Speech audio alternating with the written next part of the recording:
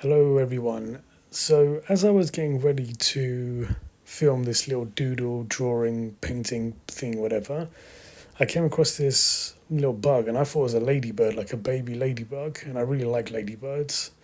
So, but I found out that it wasn't, so I'm gonna have to let him out. Well, I would have done that anyway.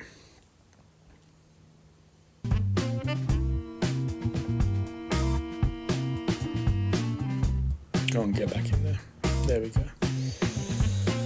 Alright, so let's get on with it, shall we? First of all, I think I'm going to do a longer video today. Woohoo, like maybe 10 minutes. Look at me go. So, what did I want to talk about today?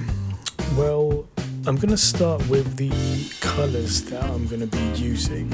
There's the orange, blue, and various hues and media of them in between. Namely the felt pens, the colouring pencils, and chalk. I'm not really a big user of chalk. I find it a bit messy, which is kind of ironic considering the style that I have. But I really like using felt pens. I think they kind of add a boldness to pieces of work like this, or just kind of art in general, especially when you're kind of doing abstract things and like mixed media. I find it really useful. But anyway, let's move on, shall we?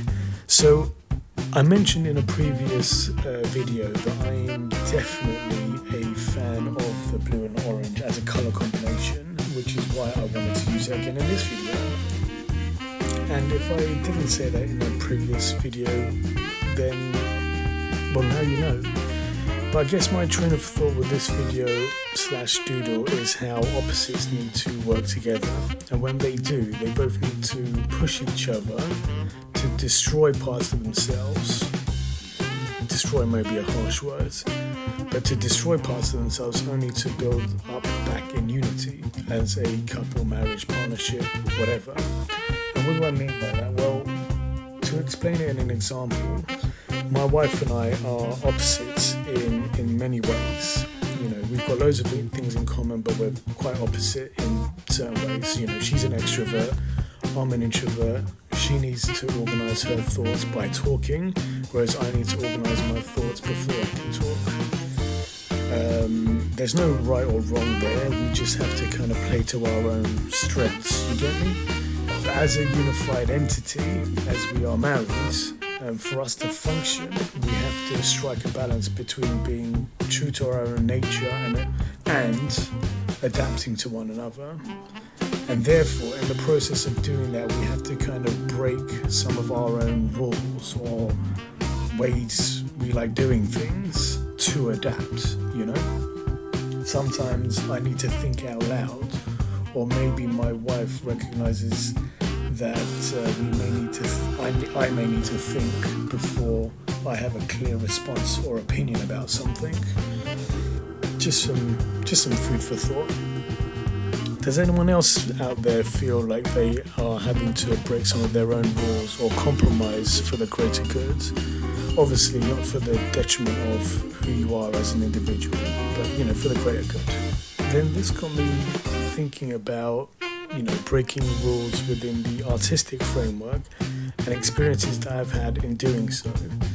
Well, I guess maybe not my own experiences, but what I was thinking about is sometimes I have observed in one of my favourite artists, the French impressionist, Paul Cezanne, and I'll probably do a deep dive into Paul Cezanne in a later video and his influence on my work. But just as an aside, that influence goes all the way back to when I was in secondary school.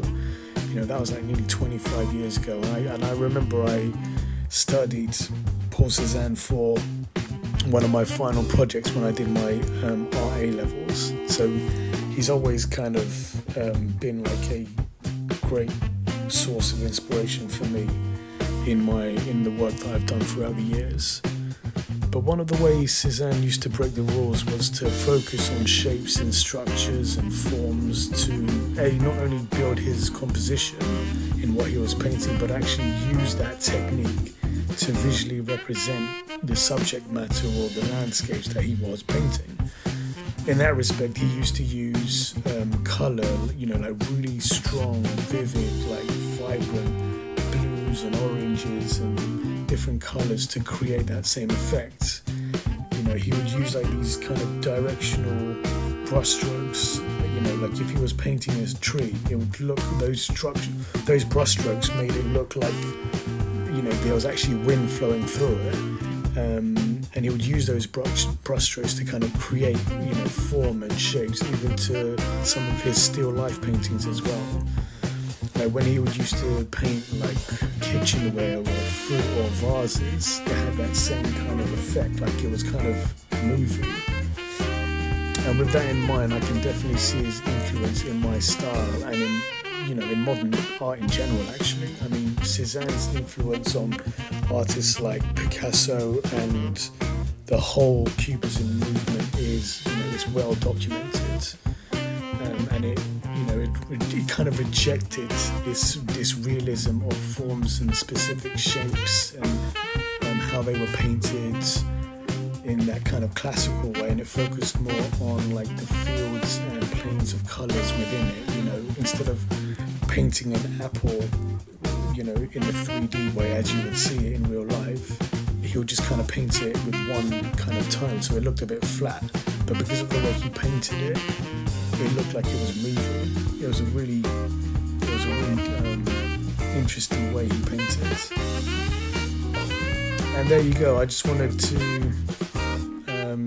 give not a deep dive into Paul Cezanne, but I ended up waffling on and doing a deep dive. God, I guess I have been thinking out loud and been hanging around my wife too much, which I ain't complaining about. It's actually our 10-year anniversary next week. Love you, babe. Blah. There's actually probably a few more minutes of this video to go, so enjoy.